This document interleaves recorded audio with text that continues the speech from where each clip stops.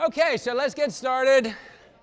So most people have more and more pain with aging and less ability to do the things that they want to do, right? It's almost a given. But it's not a given. It is normal, but it's not destiny. Any of you that have known me for a long time know that being normal isn't anything I've ever striven to do, so this not being normal is good. I'll start with just a couple quick stories to illustrate why I think we can reduce our pain and increase our ability to do things as we age. I grew up here in Lititz, wrestled since 4th grade through high school, college, into my 40s. I think wrestled with that guy sometimes in high school. If you ever notice, wrestlers tend to have, in later years, their necks are always sore. Wrestlers are always moving their necks around so I had that for years and years. I got hurt, actually, when you guys were wrestling, I got hurt by a heavyweight cranking my neck. And instead of the old days when it took a few days to heal, it took like 1.5 years to heal. So I thought, okay, I think I have to be done with wrestling. So I started triathlons and did those. Was running one place, training for a run, fell, broke my collarbone. And the Rock Lititz owners said, hey, we'll give you 12 sessions with Briella, this yoga teacher who was the best bodywork person I've ever encountered. And when I broke my collarbone, the emergency room doc said, oh, you should probably keep it in a sling for a couple weeks. And I did that, and that was just boneheaded advice. What I ended up doing was losing my ability to have almost any range of motion with that. So I couldn't even reach back like this. So I went to Briella, and she started working on things, started these sort of movements and joint mobility stuff. And not only did I get my movement back in my arms and whatnot, but the neck pain went away, and then the back pain and the knee stuff, and it kind of got to where wow, I don't have any aches and pains anymore. So it was kind of an amazing thing to me. And then over the years, I started reading a bunch of books about this kind of stuff. There was a guy who wrote Anti-Cancer. He was a doc who had, it's like 30 years old, was a neurologist, and had brain cancer, 6 months to live. So he looked into the statistics and said, well, what's 6 months to live really mean? Well, it means some people are going to die in a week, some people are going to die in a month. The absolute mean is 6 months, but then there's a tail on the end of that where people live, 20, 30, 50 years. So he started looking into, well, what constitutes the tail? What do we have to do? And he found all these things, and with a bunch of studies to back them up. And I started realizing, wow, a lot of our activities can really impact how we live. That particular guy, one of the things he found was despair is one of the things that most, or I shouldn't say that most, is one of the factors that tends to make you sicker. That sense of not necessarily doing hard things, but that sense that you don't have control, that you're just sad and you can't do anything about it. And I thought that was a pretty fascinating idea. Another doc wrote a book, Outlive. And one of the things, my favorite takeaway from him was the idea that, most of us are probably going to live a long time. If we're alive at this age, we're likely to be alive for a long time. And into our 90s is kind of the norm. But a lot of people the last 10 or 15 years, you're just not doing anything. And so how do you, and his thing was, well, let's sort of make a list of what things do I want to be able to, if I'm alive at 95, what do I want to be able to do? Do I want to still be able to travel? Do I want to walk through the airport? Do I want to be able to lift my, luggage thing up? Do I want to be able to get in the floor with grandkids? Do I want to be able to, whatever? So a couple other books. Bill Bryson's The Body was amazing. This Built to Move book I'll be talking about more. And then there's these guys, well, actually Cromer turned me on to these guys, Bob and Brad, on the internet. And they're the most popular physical therapists on the internet. And these guys just really have, the stuff they recommend is very similar to the stuff that I learned from Briella and that we'll be talking about here. And it's not the stuff that I've heard from most physical therapists. So this is kind of off a little bit center advice, but I found it to work. And I know Dave, well, he did it because he was, I think he started with, bottoms of your feet hurting, and plantar fasciitis, which, seems like, and he was walking many miles a day and fixed it, so it's kind of amazing. So a bunch of other things like that. And over the years, I've recommended Briella to a number of friends, and frankly, most don't go because it's, you know, and she's retired now anyway, but a couple did, and the ones that did had really good results. Most people that didn't tended to get surgeries and got temporary relief, but usually it got worse over time. So when I talk about this mobility stuff, I'm not talking about just like stretching exercises. Like, you know, if you think about the hurdler stretch, right? You know, you get down in this position and you pull out like that. Well, so what that's doing is that's stretching this muscle, right? And that's not, I mean, that's okay, but that's not really what we're talking about. That doesn't do a lot. This mobility stuff is actually looking at the joint, and it's the whole joint, the muscle, the connective tissues, the fascia, the ligaments, the tendons, the full joint, and the nervous system. So if we look at the shoulder joint, like, you know, you're going like this, which let's call this the x-axis, and you're going like this, which is the y-axis, and then you're also doing rotational things, right? So, yeah, okay. And that's a concept we're going to be going through all the time in this class. If you look at your knee, you know, you got the x-axis. You have a little bit of y-axis movement in the knee, not a lot, but you do. And then you have a fair bit of rotation in the knee, which you don't think, you know, you think of the knee as a two-dimensional movement, but it's really three. So we are going to be talking about that, and we're going to try to get everybody to do that. So maybe just throw an arm up and just look at your shoulder like Patty did. So, you know, throw an arm up and just gently go like this, you know, and gently go this way, and it's rotational. Because when you look at this stuff, you're going to always want to be doing that. And while I'm talking about mobility, I also want to cover pain. Remember that no pain, no gain? Well, we need to totally forget that concept. Any sharp pain, any sharp jab of pain means stop here. If you have osteoporosis, be very careful with this stuff. Stop if you feel numbness, tingling, an odd feeling running down your leg. With any of these mobilizations, you should be able to take deep, full breaths in any position we're in, okay? So, you know, this is not stuff where you just push yourself through and, oh, if it hurts, it'll be better. And I've done that a bunch of times because I'm a knucklehead, and I've hurt myself several times. It's like, it's hard for me to get that the no pain, like if you're feeling pain in this stuff, just stop, you know. Now, a slight bit of discomfort, you might have that. But if it's anything that feels like pain, you really should stop on this. Okay. Why I'm teaching this class, what motivated it? So I have a 65-year-old buddy I ride bike with a lot, and he stopped riding bike. I knew he had some back pain, and he just stopped, and he couldn't, it got so bad, and he tried everything. He tried physical therapists, chiropractic, massage, acupuncture. Of course, went to a surgeon. They said, oh, you need an operation. And he eventually found this book, Built to Move, and he got better.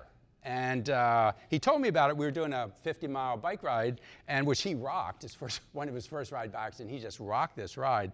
And so I immediately purchased the book and read it, and I realized it was all the stuff that Briella had been talking to me about. And so I'm an engineer by background, and Briella would talk about this stuff from sort of a yoga, like energy flow kind of thing. And I'd think, okay, well, that may or may not be true, right? You know, it's just like, she'd say things, but she would talk about things like standing up straight and your skeletal system being vertical and everything being supported on your bones instead of like when your head's forward and your muscles are supporting everything. And as a structural engineer, that like made sense. It's like, okay, yeah, we're kind of designed this way. So that's what really motivated me to teach this, was just the idea of people that I know that are either taking this path and a lot of times getting better. I mean, this isn't magic or anything, but taking this and a lot of times really getting good results from it, and those that don't and often don't. So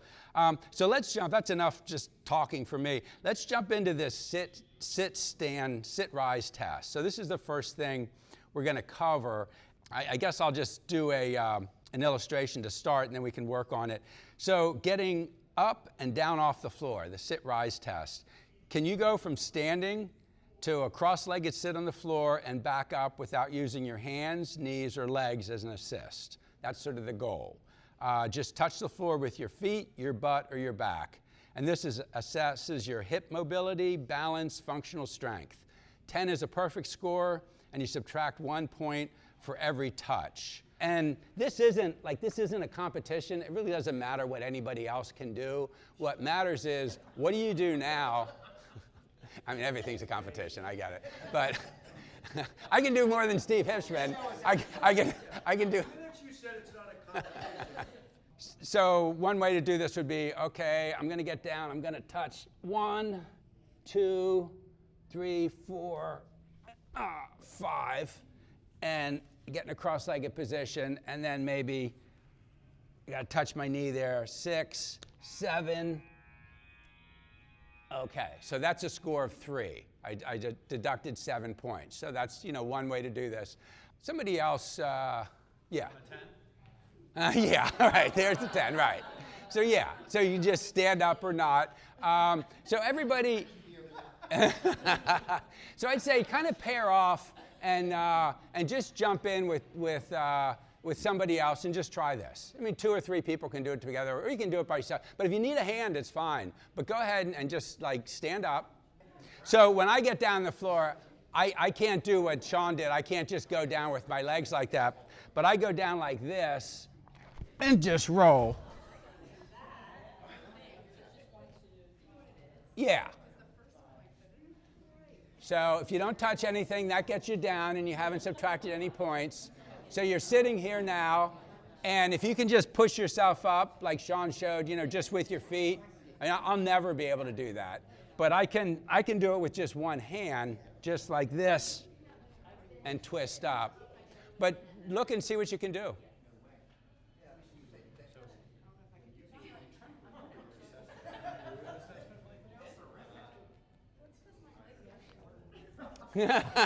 Miss, that's no fair. Missy has less distance to go. Okay, so that's good. That's a good example of that's our first thing. So what did you think about that? Any comments on that, or? Well, if you do it every day, you'll probably get much better. Yeah. You absolutely do. Our bodies evolved to sit on the ground, right? When you think way back. And actually, I do want to throw an aside in on that. Some people don't like to hear our bodies evolved. If that bothers you, just translate it into God designed our bodies too. They mean the same to me. I hope nobody takes offense at that. Think about being a healthy kid though, right? As a healthy kid, you sat on the floor a lot. You bounced up and down dozens or hundreds of times a day. I think it is actually hundreds when kids are toddlers. And that's just the most natural of movements for us. And we'll keep coming back to this throughout, but the sitting in chairs is not something we evolved to do, right? And everybody knows that, right? Chairs are the new smoking, right? Isn't that the thing where how dangerous, just sitting. And so I have a head forward posture sort of normally, which means my neck muscles are spending a lot of energy just holding my head back. Right? So instead of being lined up. So when I sit in a chair, I'm even more, and they call it what? Tech neck, right? You're sitting in a chair, you're looking at a computer, and you're in this position, and it gives all sorts of pain in through here. One of the goals of this class and of this Built to Move book is to simply get you on the floor more. So I would say, every day you should be up and down off the floors, as much as you can. Sitting, when you're watching TV, you can watch TV from the floor. When you're working, you can work at a standing desk.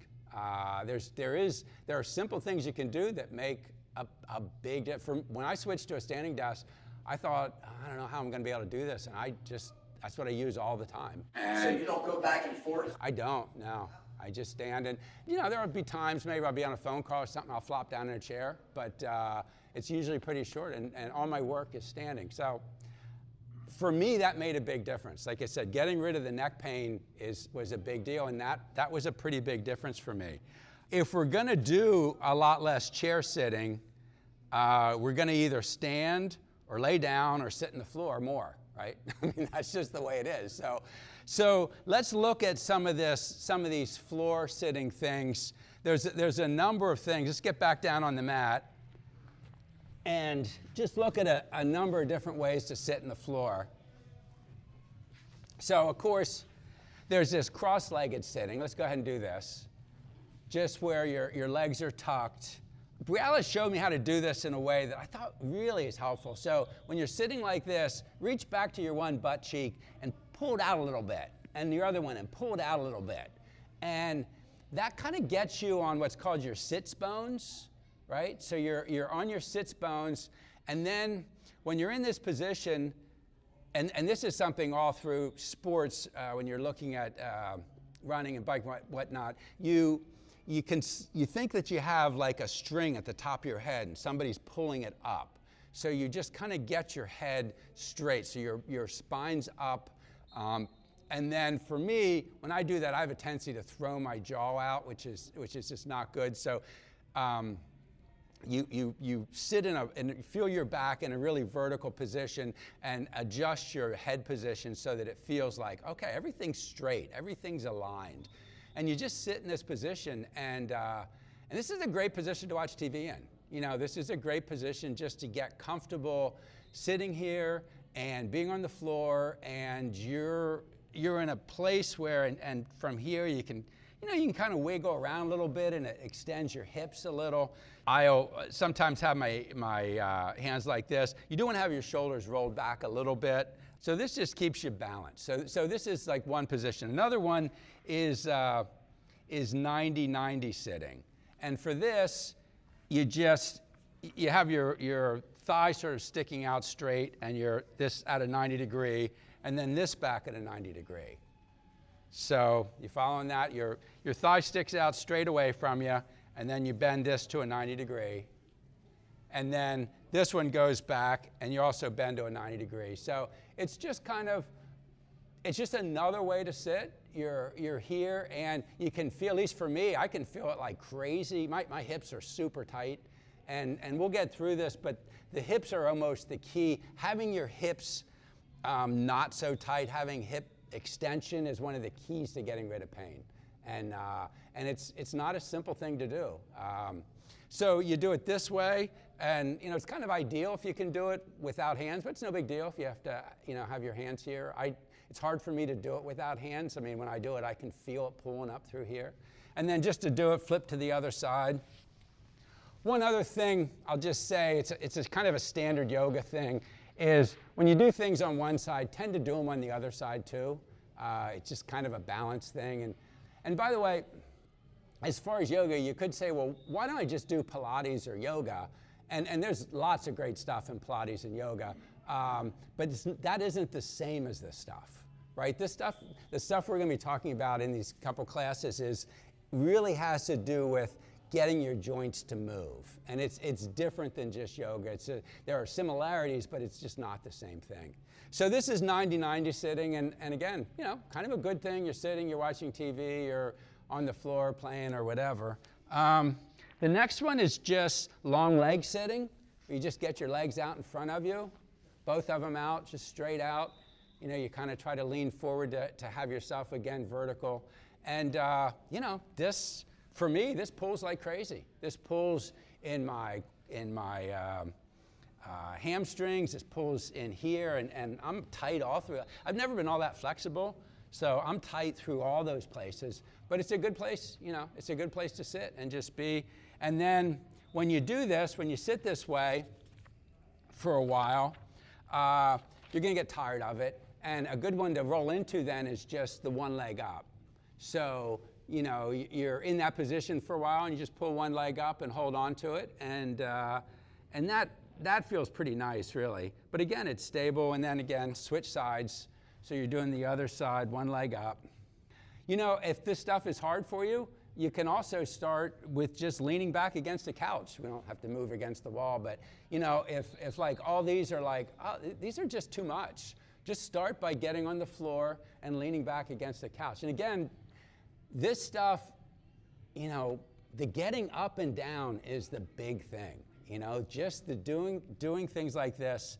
The ground is the original gym. Right? To me, that's a great way to think. I just heard that yesterday for the first time. The ground is the original gym. And I'll go through some other things just, well, and actually we could try them. One is crawling, like, I mean, obviously crawling like this is just a good thing, but crawling like this, where you're on your toes and hands, that fires so many things. Like, you know, kids, and you can go ahead and try that if you want, just crawl around a little bit. Kids that miss the crawling stage, that just go to walking, miss so much stuff in their development. So just crawl around a little bit. If you're on the floor, you know, do this. It'll amuse anybody else who walks into the room.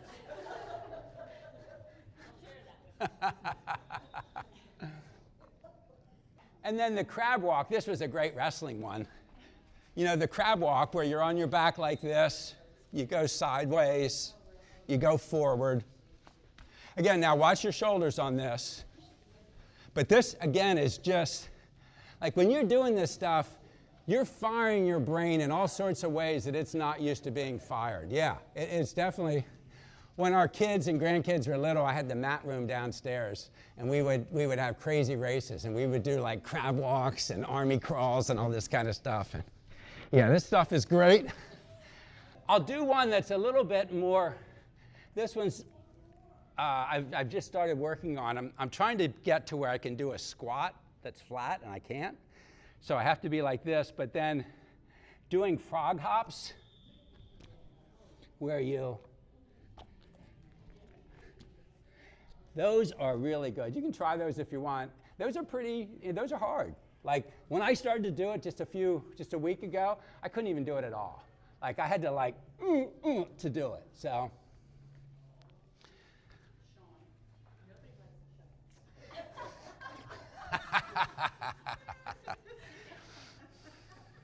Okay, so some quick questions. Let's talk about sleepers. How many back sleepers do we have here? Okay, a couple back sleepers. How many side sleepers? How many stomach sleepers? Okay, so, you know, the thing I've learned, the studies seem to show, stomach sleeping is kind of rough on your body, side sleeping is better, back sleeping is ideal, right? I talked a little bit about, and I'm just going to go through a couple of these quick. I talked a little bit about tech neck and sitting bad and just standing bad and that whole thing and changing your posture. A friend, Diane, said to me one time, oh, changing your posture, that's not hard. That's just like changing your personality. But I actually did. I did go from this head, mostly. I mean, I still can do it, but mostly from this head forward posture to one that's more upright. I had talked a little bit about Briala and the idea of like, you know, this concept of the energy flowing through your body, or, I mean, you could call it that. When you have an injury, when you have something that just isn't working right, she would say, well, you've got an energy block there. And I think that's probably true, but I don't think there's real science yet that backs that up. But there is definitely, you can call it some kind of block, some kind of scar tissue in the muscle, which there is absolutely science that backs that up. So, and you can break those things up. You can, you know, those things can go away.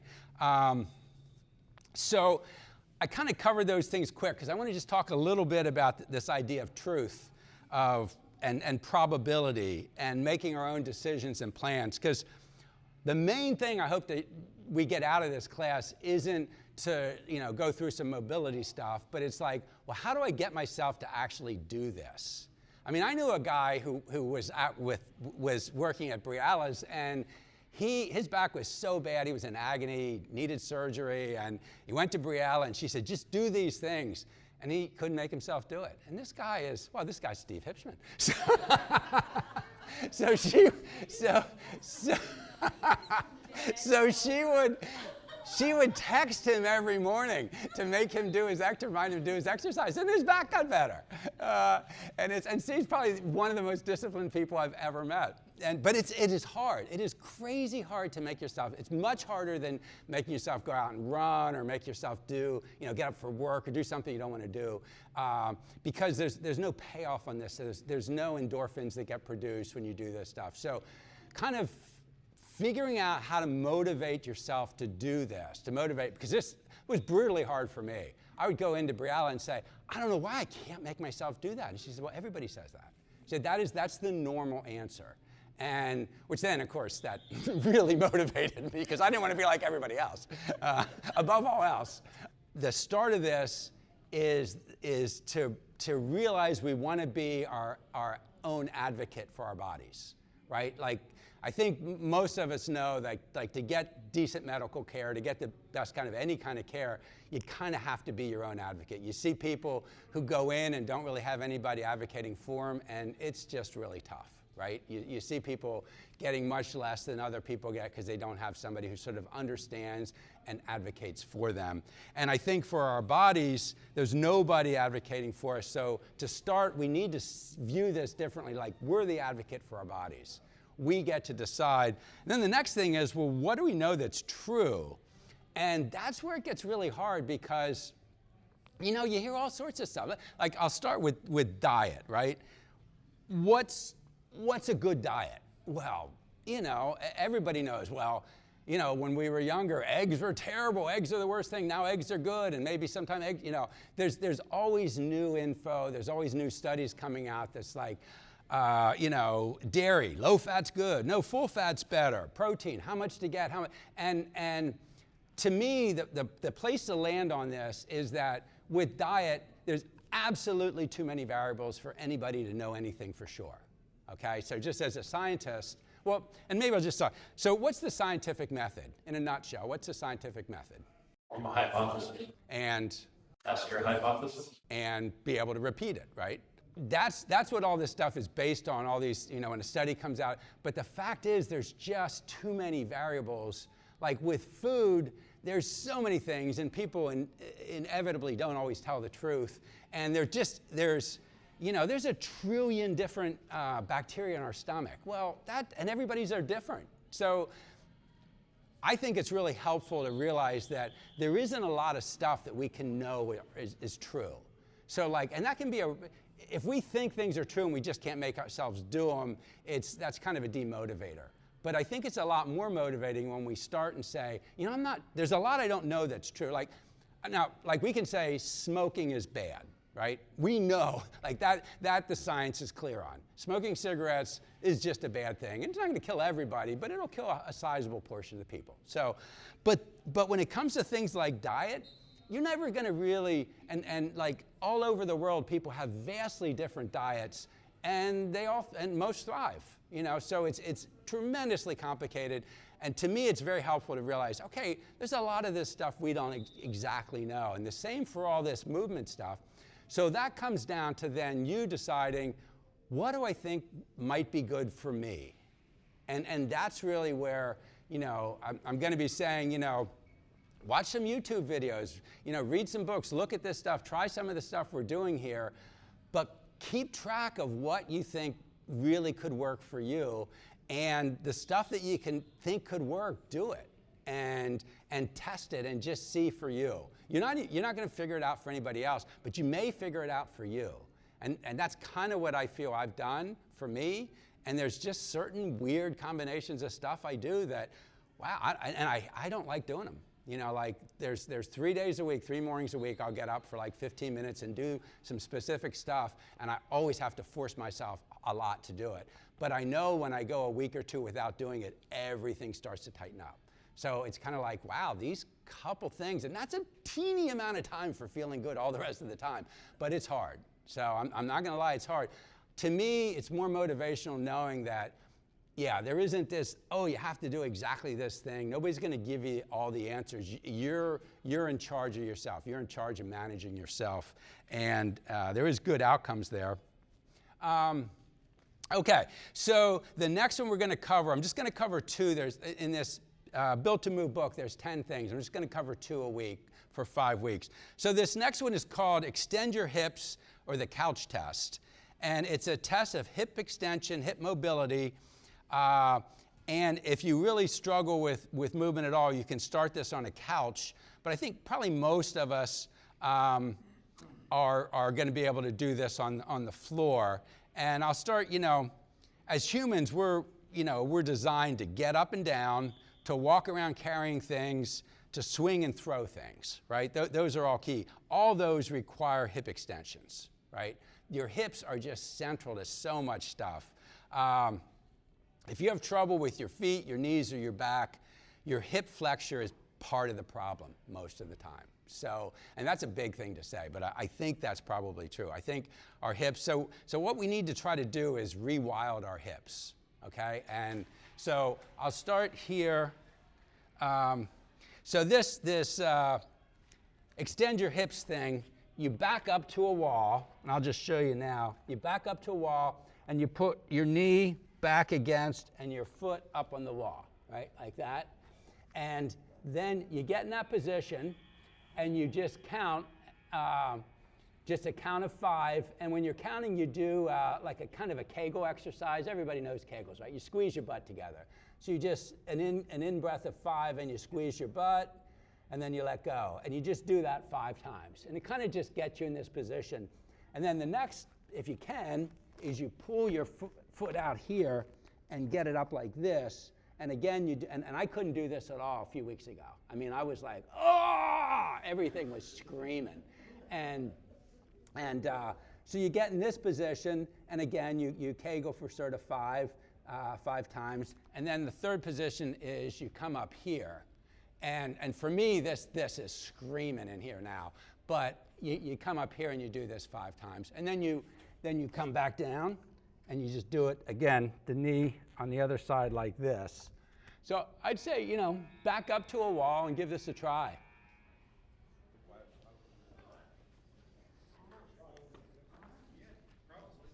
And if you know this is just too much, don't do it. Up against the wall, your foot goes. Yeah, the bottom of your foot's against the wall, and then your knee is back like this. Yeah. And then, what's that? What happens if you immediately? Then don't do it. I get myself there. Yeah. Yeah, then just don't do it. I mean, or try it for just a moment. Ned, knee down. Yeah, knee down. Oh, look at this one. Yeah. Yeah. Not this side. Squeezing your butt. This side. And that's why you get in this position. So you get a cramp as soon as you get your foot up like this. Yeah, then you just stay in this for a while, and maybe just lift up a little bit like this. But you just go into it as slow as you can. Yeah. And then this one like this. Yeah. I guess if you just keep trying and maybe. Exactly. Yeah. So I And then you're saying go up. yeah. Yeah, that. I can't do that, Ned. Yeah. So you're just feeling it all the quad. Yeah. I think different people feel different things, but yeah, for me the quad is just like crazy. This is okay. Yeah. But then You just oh, you're good. yeah, look at that. Yeah. Yeah, and see, that's the thing that's a great insight is like, okay, well, my one side really doesn't work, and that shows a problem,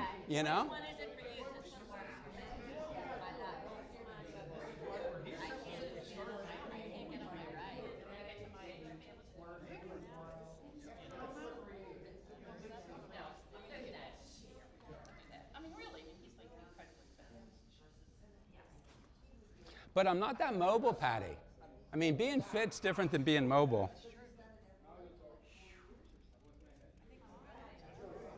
Yeah. Yeah, absolutely. Yeah, I have buddies who are completely fit, but I see them like wearing out. Yeah, and it's like, that's not good. You're going to... Look at that. You said you couldn't do that. Look at you.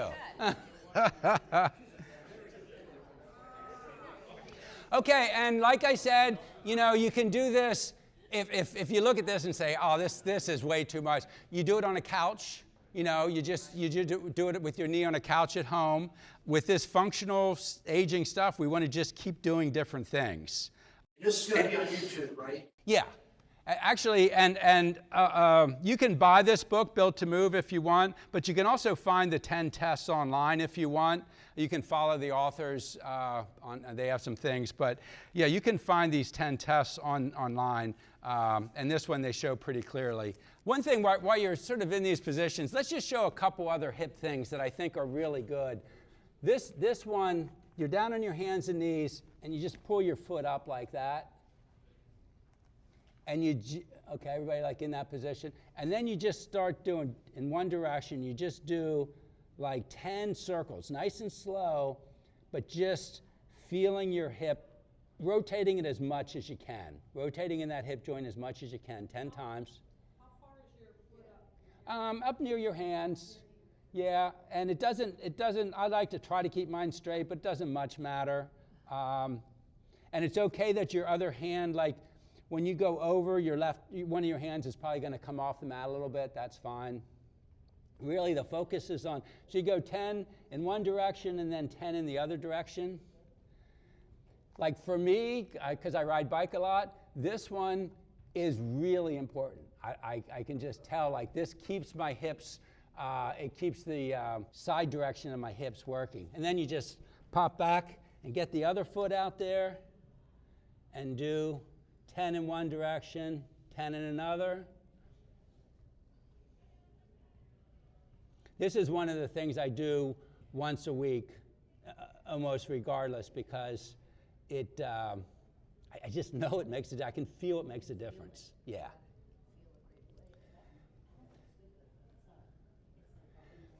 Now I'll show you one other thing that I think is just one of the best things, and this one was brutal for me to start, and I think it's the best thing if you struggle at all with what's that thing where they get carpal tunnel. If you struggle at all with this, I think this is fantastic for it. So you just get in a really relaxed hands and knees position. Your feet are straight back behind you, and you just you go down into what do they call this in yoga? Sad cow, angry cat, I think. So you just go down for a count of 3, and then you go up for a count of 3. And you go down for a count of 3. And by the way, when you do these yoga, these kind of movements, you always, when you're moving for whatever reason, you always start with the bottom of your spine moving first. So when you go up, your butt sort of starts to go up, and then you feel the vertebrae going up, and you do that. So that's that's good. You do that three times in each direction, and then you move your hands like this, so they're facing in to each other, which feels a little weird. Yeah, don't hurt yourself. And again, you go down for a count of 3, your butt leads first, and the rest of your back goes up into that angry cat, sad cow. And then you go down and up. Now the next one, instead of your hands being like this, your hands go out like this, which, again, works your shoulders, works your wrists. And you go down for 3 and up for 3. I'm kind of rushing through this because we're running out of time. Down for 3, up for 3. Now the last one, this is the one that just kills me. And don't, just do what you can do. But then you try to turn so that your fingers are facing back towards you. So, if you can have them facing straight back towards you, and it's just going to pull probably on your wrists and in there. But I couldn't hardly do it at all when I started. Now they face back, and I actually kind of like the feeling now because it just feels like it's moving something that should move for me. I think I'm looking down when I do these. Yeah, I'm looking down. So, and you get out of that one, and you kind of, move your wrists around a little bit because they probably hurt, and maybe move your neck around a little bit. Okay, I'm going to try to post the video of this class on Wednesday and Thursday. I have a YouTube channel, and so I should have it posted there. So if you want to see this again, and whatever, if you don't, fine. But and I'll try to have other what I think are some of my favorite liked mobility videos on that channel of some things that I like, and you can look at things. But my homework request for you is to start to see movement as a blessing, right? I'll do another Steve Hipschman thing. When we got these glass shower doors, and And Debbie said she wants me, when I take the shower, because I'm to squeegee them off every day. So I had to do it like 8 up and downs every day. Now, I love efficiency. I am an efficiency junkie. And wasting those 15 or 20 seconds every day was killing me. And Debbie said, well, Steve Hipschman does it. And then I had to think, Steve's pretty busy. I think, well, blankety blank Steve Hipschman every time I would do this for a long time. But now I've come to see this. It's 8 up and downs, where I'm just staying there and I'm just gone down. And now I've come to see that it's just kind of a blessing. It's just kind of a nice excuse to be going up and down. And yeah, just doing that. So my challenge for you is to start to see movement as a blessing, and then kind of look around a little bit. Like, do the movements you do, but like look at Bob and Brad on the internet, or just look at this book or look at something, and just kind of think, well, and maybe try some of this stuff, and just sort of play around with, is this stuff that I could kind of make? Is there something here that I could make myself do? Try to be on the, maybe just getting on the floor 1 time a day, every day. Seeing stairs not as a pain in the neck, but as something that makes you better. So that's my challenge for you. So I think we are out of time, and that's good. So thank you very much. So then we'll be back in a week.